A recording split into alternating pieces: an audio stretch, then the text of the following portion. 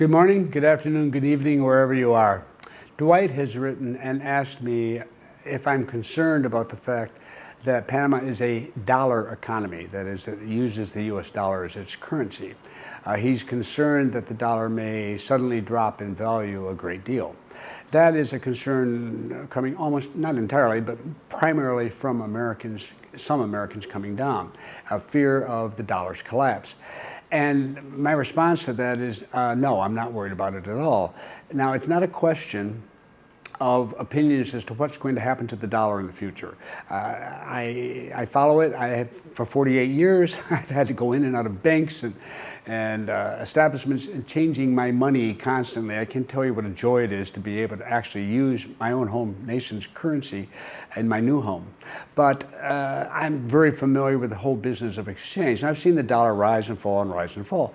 Okay, let's just assume though for the moment that it does fall dramatically. Well, there's an easy way to deal with this, and a reason why you might want to be in Panama when it happens, if it ever happens.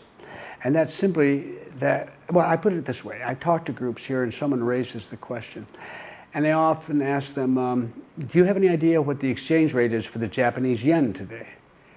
And they don't know. I said, well, what about the Indian rupee? No. The Brazilian real? No, no. The Swiss franc? No, they don't know that. And I said, do you know why you don't know? And I said, the reason is you don't own any. And if you don't own it, you don't care what it's worth. You own dollars and you care about what they're worth. If you're truly convinced that the dollar is going to very quickly and very suddenly collapse to being near worthless, then the last thing you should have is dollars.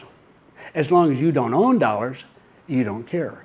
Right now, if the Japanese yen crashed and you don't have any, it would not ruin your day. So I'm forever surprised to find that so many people who are seriously concerned, and I accept that, and I'm not in any argument here at all. We all try to see the future as best we can, and no one can see it precisely.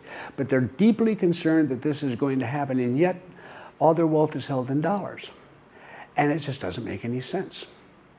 So my recommendation is that this is truly a concern, is that you find whatever it is that you feel is going to have value and is stable and will continue to have value, and turn your dollars into that now. You leave enough to meet your expenses immediately. It should be into something, whether it's a currency or Bitcoin or whatever, that you can easily change back into dollars if you need them in the future, if you run out of those that you save. But otherwise, the bulk of your money would not be in the dollar. Then you don't have to worry what happens to the dollar, because you don't own it, or you own very little of it. And if it should collapse and suddenly the dollar is worth next to nothing, well, you're in the perfect place, because you're here where you don't have the dollar. You have something that's worth a lot, and you can buy things very inexpensively because you've got something that's worth a lot to trade for people who only have dollars. So it's really not a question of the currency that is used in the country that you live in. It's a question of the currency you own. If you own it, it's one thing. If you don't own it, you go about your business. So I'll go about my business today, and I won't worry about whether the Japanese yen collapses. And if you want to go about your business not worrying about whether the US dollar collapses, do the same thing I do with Japanese yen. Don't own it. That's the easy way to approach it, and it doesn't have to insult anybody's feelings. It is simply you looking out for yourself in the best way you find possible. I hope that helps. Thank you.